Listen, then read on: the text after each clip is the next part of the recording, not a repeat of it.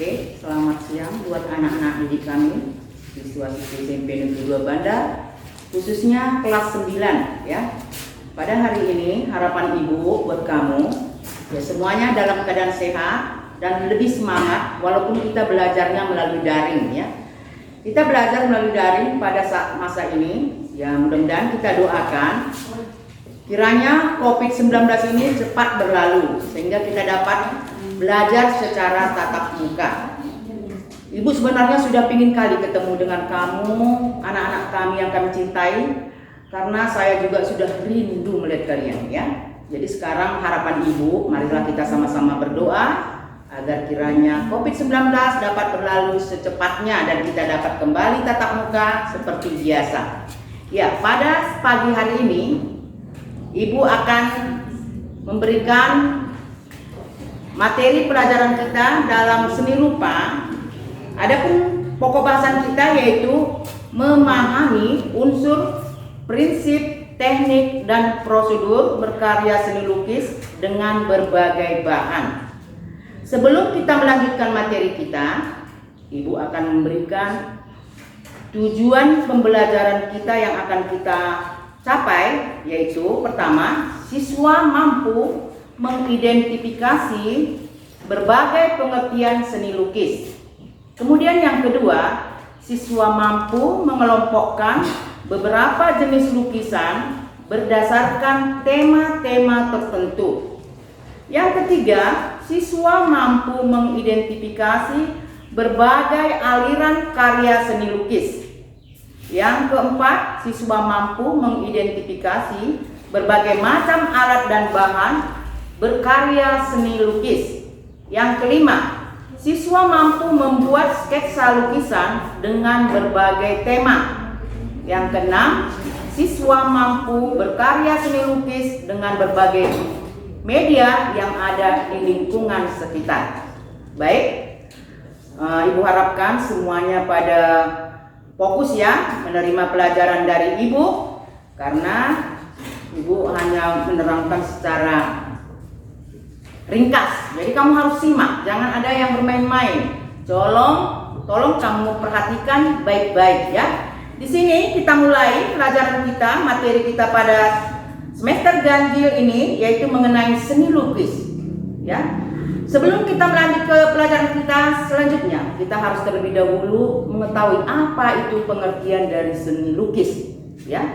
Pengertian seni lukis dari beberapa ahli, ada yang berbeda-beda ya menurut beberapa ahli. Pertama sekali yaitu seni lukis adalah sebuah pengembangan dari menggambar, biasanya memiliki keunikan atau ciri khas tersendiri. Ciri khas ini didasarkan pada tema, corak, atau gaya, teknik, bahan, serta bentuk karya seni tersebut. Kemudian, yang kedua, pengertian melukis.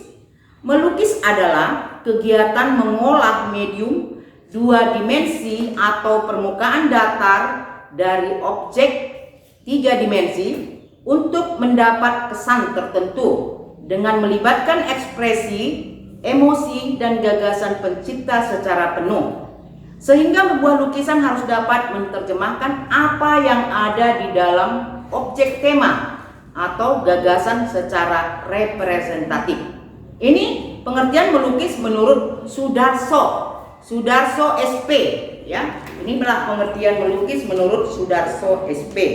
Kemudian pengertian lukisan menurut Sudarso juga adalah suatu pengalaman artistik yang ditumpahkan dalam bidang dua dimensional dengan menggunakan warna dan garis.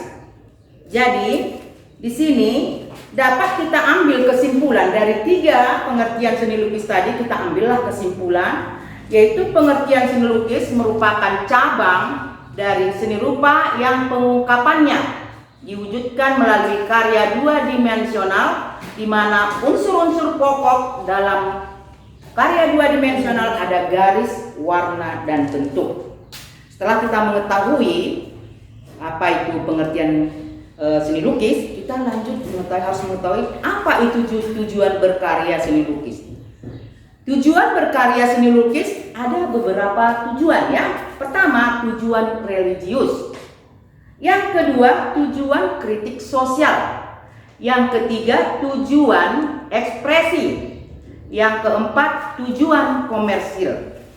Berarti tujuan berkarya seni lukis anak-anak ada berapa? Ada 4. Pertama tadi tujuan religius, yang kedua tujuan kritik sosial, yang ketiga tujuan ekspresi, dan keempat tujuan komersil. Apa itu tujuan religius? Tujuan religius adalah tujuan berkarya seni dengan mendekatkan diri dengan Sang Pencipta sebagai pelindung, penjaga dan pengampun dosa. Jadi tujuan religius itu tujuan tentang keagamaan ya. Kemudian berkarya seni lukis juga mempunyai tujuan kritik sosial. Apa yang dimaksud dengan tujuan berkritik sosial? Yaitu tujuan berkarya seni dengan menyampaikan beberapa bentuk kritik yang bersinggungan dengan pemerintah dan lembaga sosial. Inilah tujuan seni lukis dalam bentuk tujuan kritik sosial. Kemudian yang ketiga tadi tujuan ekspresi. Tujuan ekspresi adalah menampilkan ekspresi penggambaran tentang emosi. Kalau kita berekspresi, jadi pelukis itu menampilkan lukisannya dengan dari ekspresi melalui emosi, gejolak hawa nafsu, serta bisikan yang mengelilingi kehidupannya. Kemudian yang keempat tadi tujuan komersil. Tujuan komersil ini kalau dikatakan tujuan komersil yaitu tujuan yang mengutamakan aspek komersil sehingga bentuk dan gaya lukisannya cenderung mengikuti sekitar pasar. Jadi kalau dikatakan lukisan komersil itu lukisan yang dipajang di pasar-pasar sana ya. Yang di pasar sana ada lukisan dipajang itu adalah lukisan yang bertujuan dalam hal komersil ya. Jadi itulah tadi tujuan daripada berkarya seni lukis. Jadi kamu ingat ada 4 tujuan berkarya seni lukis. Nanti kamu simak dan kamu pelajari kembali. Setelah kita mengetahui tujuan dari berkarya seni lukis, sekarang kita melanjutkan yaitu tentang aliran dan atau gaya dari seni lukis. Aliran dan gaya seni lukis ya ada beberapa macam ya. Berdasarkan cara pengungkapannya, gaya seni rupa atau aliran atau gaya seni rupa lukisan digolongkan menjadi 2. Yang pertama apa itu? Representatif dan non representatif.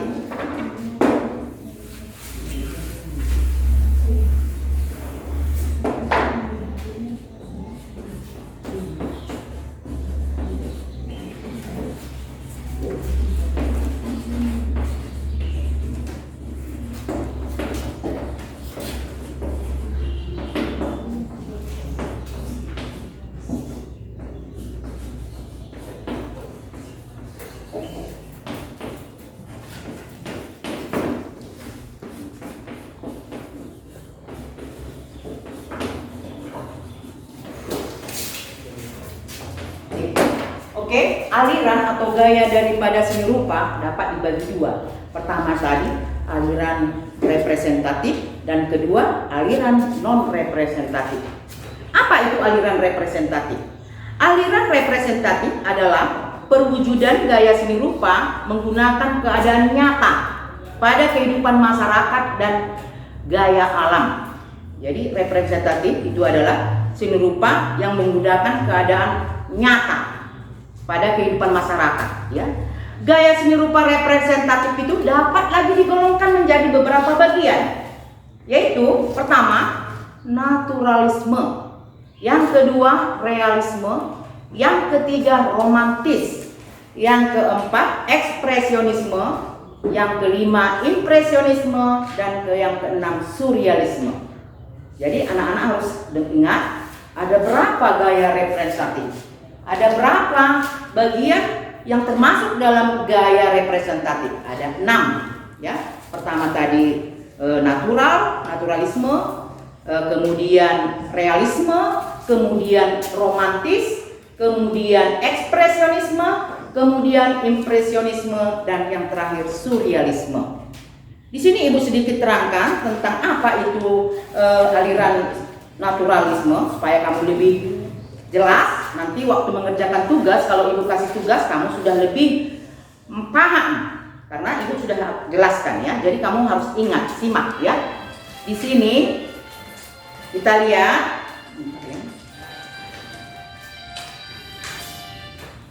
ya. Di sini kita lihat aliran naturalisme adalah aliran seni rupa yang penggambarannya alami. Kalau natural berarti alami.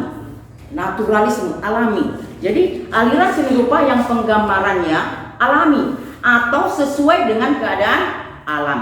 Tidak ada diubah-ubah ini. Bagaimana aslinya, begitulah cara penggambarannya. Ya, itulah yang dikatakan dengan naturalisme. Yang kedua, penganut atau pelukis yang menganut aliran ini ada beberapa orang, yaitu pertama sekali Basuki Abdullah, kemudian Abdullah Subroto, Mas Pringadi, Wakidi, Claude, Rubens, dan Kostabel. Inilah perupa yang menganut aliran naturalisme. Jadi kamu bisa ingat perupa-perupa yang masuk aliran naturalisme. Yang kemudian aliran realisme. Apa itu aliran realisme? Adalah aliran yang memandang dunia ini apa adanya, tanpa menambah atau mengurangi objek. Jadi hampir sama dengan naturalisme. Realisme itu apa yang ada di alam, itulah yang digambar. Jadi sesuai dengan keadaan alam yang sebenarnya, tidak dirubah dan tidak diganggu ya. Jadi itulah dia yang dimaksud dengan realisme ya, apa adanya, apa yang ada di alam itulah yang sebenarnya yang diungkapkan pelukis pada objeknya. Aliran perupa yang menganut aliran realisme yaitu Trubus, Wardoyo, Tarmiji, S. Sujojono, dan Dullah. Inilah perupa yang menganut aliran realisme. Yang ketiga, romantik. Aliran romantik atau romantis ya. Kata romantis itu kalau kita katakan romantis, kamu pasti berpikiran ya senang ya, yang mesra-mesra gitu ya anak-anak. Ya, yang romantik maksudnya aliran romantik adalah aliran seni rupa yang melukiskan cerita-cerita romantis. Ya, di sini pelukis melukiskan cerita-cerita romantis, menggambarkan lukisan yang bersifat romantis. Jadi pelukis yang menganut aliran romantis ada Raden Saleh, ada Francisco Goya, dan ada Turner. Inilah pelukis yang menganut aliran romantis. Kemudian yang keempat, ekspresionisme. Aliran ekspresionisme adalah aliran seni rupa yang penggambarannya sesuai dengan keadaan jiwa sang perupa yang spontan pada saat melihat objek karya pelukis yang dilihatnya. Jadi pada saat perupa melihat objeknya, inilah aliran ekspresionisme ya, aliran spontan dari pelukis ya pada saat melihat objek. Di sini perupa yang menganut aliran ekspresionisme ada Vincent van Gogh dan Apandi. Mungkin kamu pernah dengar kata nama Apandi ya. Ini adalah pelukis nasional kita ya. Ini menganut aliran apa? Aliran ekspresionisme.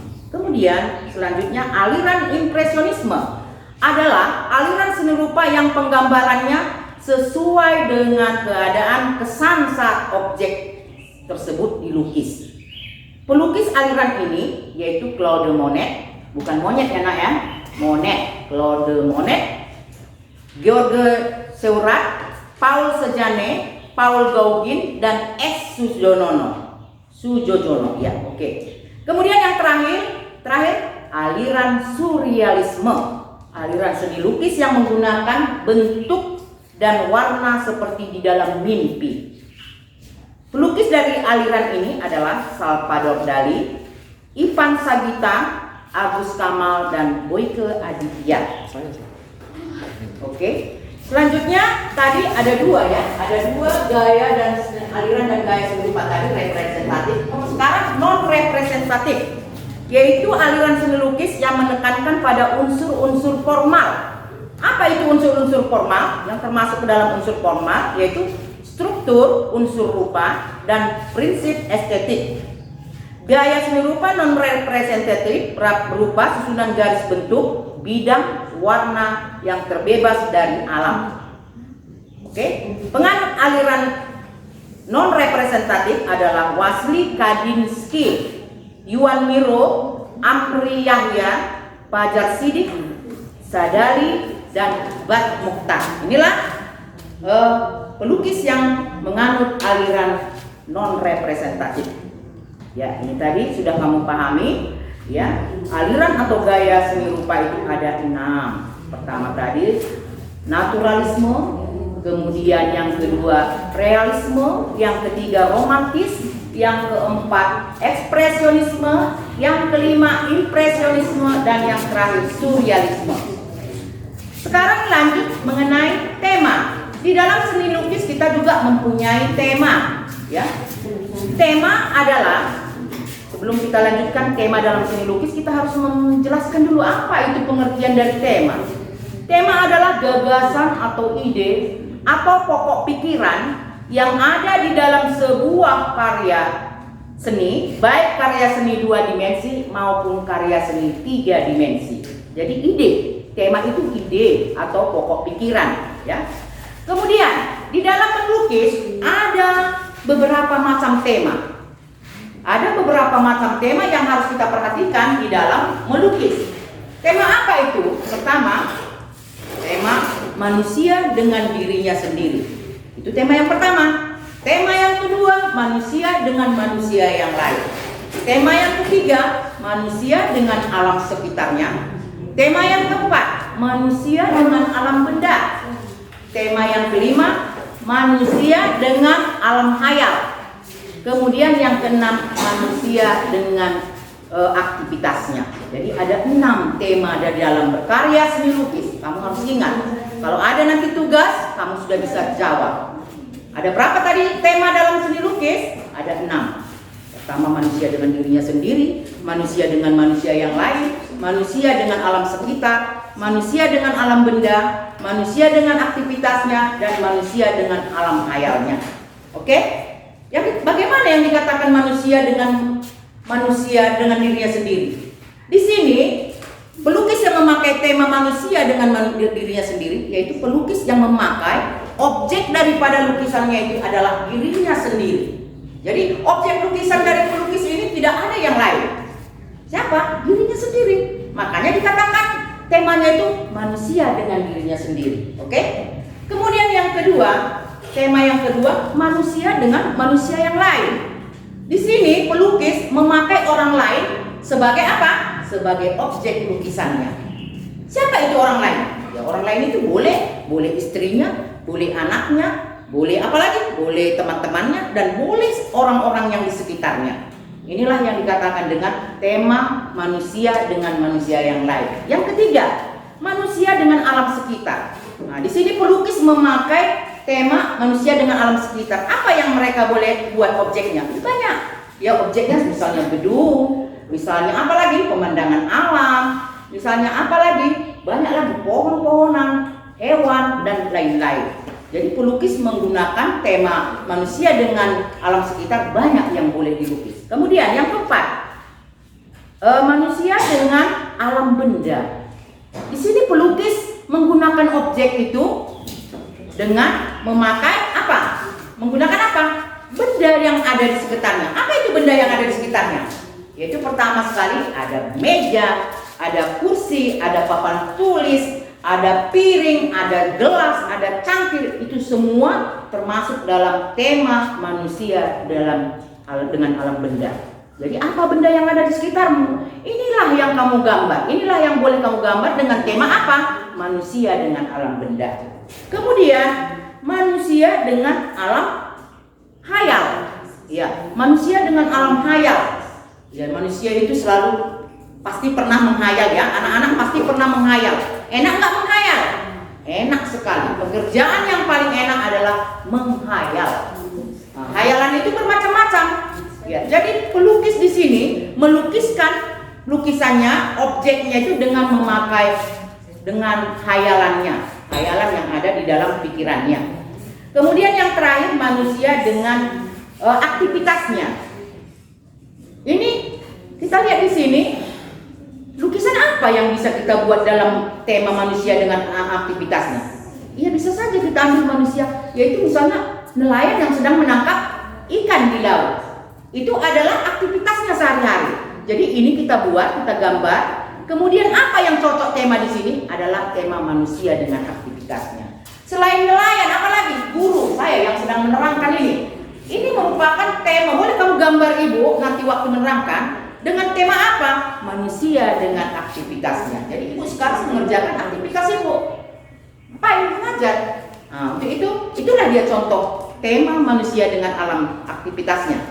Selain itu boleh kita lihat pedagang yang sedang berjualan atau dokter yang sedang merawat pasien yang sakit. Ini termasuk semuanya ke dalam tema manusia dengan aktivitasnya. Jadi inilah dia anak-anak, tema dalam pembuatan seni rupa ada 6. Tadi manusia dengan dirinya sendiri, manusia dengan manusia lain, kemudian manusia dengan sekitarnya, manusia dengan alam benda, manusia dengan aktivitasnya, dan manusia dengan alam air. Oke, selanjutnya, selain tema, kita juga harus di dalam melukis kita mempergunakan alat dan bahan. Kamu harus bisa membedakan apa itu bahan dan apa itu alat. Jangan nanti kalau saya tanya, coba sebutkan alat dan bahan dalam melukis. Jangan kamu gabung. Tuliskan alat itu apa, bahan itu apa di dalam melukis. Beda ya nak? Beda itu apa alat dan beda itu apa bahan. Ya, di sini kita lihat dulu apa itu alat dan bahan dalam berkarya seni lukis. Pertama, pastel dan krayon. Bukan kue pastel ya, pastel dan krayon. Kemudian yang kedua apa? Cat atau pewarna. Yang ketiga apa? Kuas. Yang keempat, pisau palet. Yang kelima, palet. Dan yang keenam, kanvas. Jadi di sini kamu harus bisa membedakan yang 6 ini. Di mana itu pak, mana alat, mana bahan. Ya. Jadi sesuatu yang dikatakan dengan alat itu adalah sesuatu yang misalnya, contohnya kuas. Kuas itu termasuk alat, bukan bahan. Ya, jangan nanti kau katakan kuas itu bahan, itu salah. Nah, jadi pastel dan krayon ini merupakan alat dan bahan yang digunakan pada saat kita melukis. Ya, pastel ini hampir sama dengan bentuk fisiknya dengan krayon. Ya, lembut. Kalau pastel itu sifatnya lembut, mudah bercampur, tetapi mudah habis dan kotor, menimbulkan kotoran pada kertas gambarnya.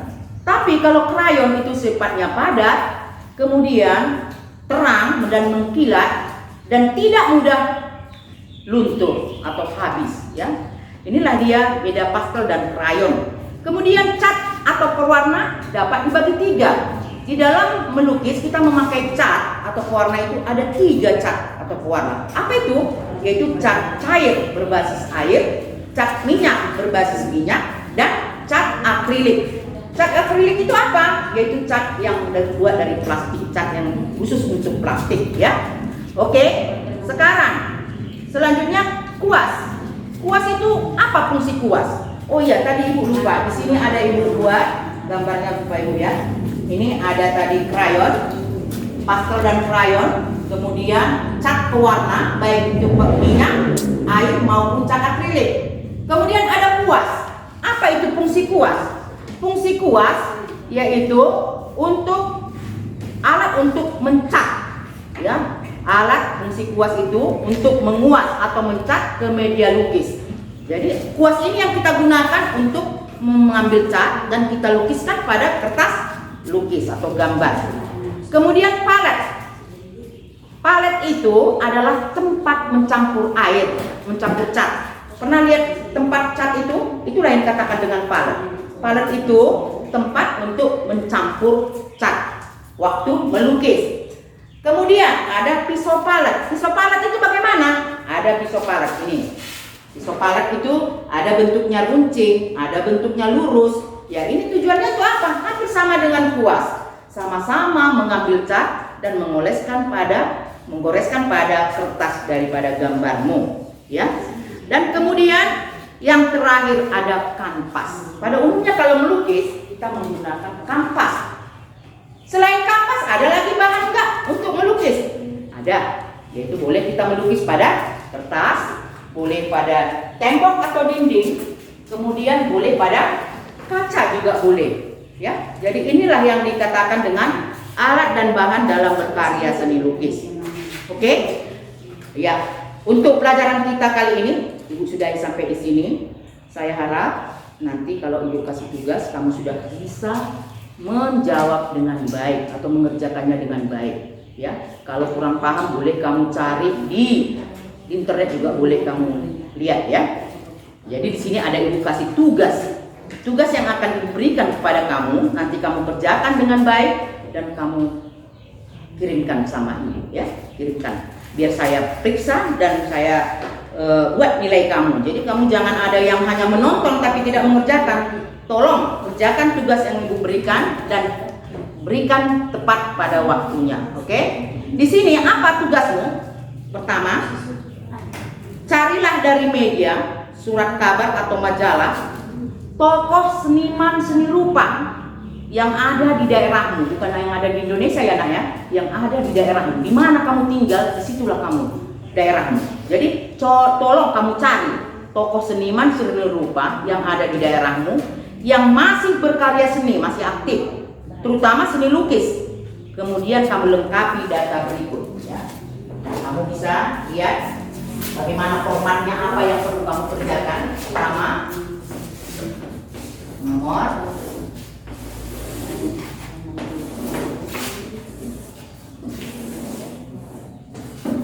nomor, kemudian ada situ nama senimannya ya, nama seniman,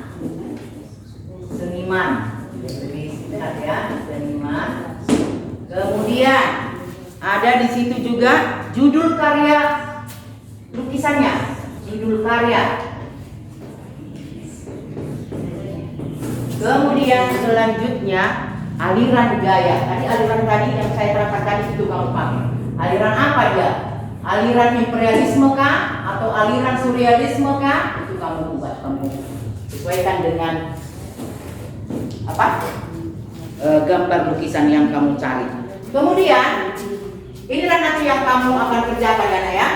Pertama tadi kamu akan mencari dalam majalah, koran maupun internet, boleh kamu cari nomornya dulu. Kamu kerjakan sampai 5 aja, 5. Tidak usah banyak, 5 nama seniman yang ada di daerahmu yang masih aktif ya. Kemudian tuliskan nama senimannya, kemudian tulis judul karyanya, kemudian tuliskan aliran gaya apa yang dia pakai. Ya, ini tugas pertama.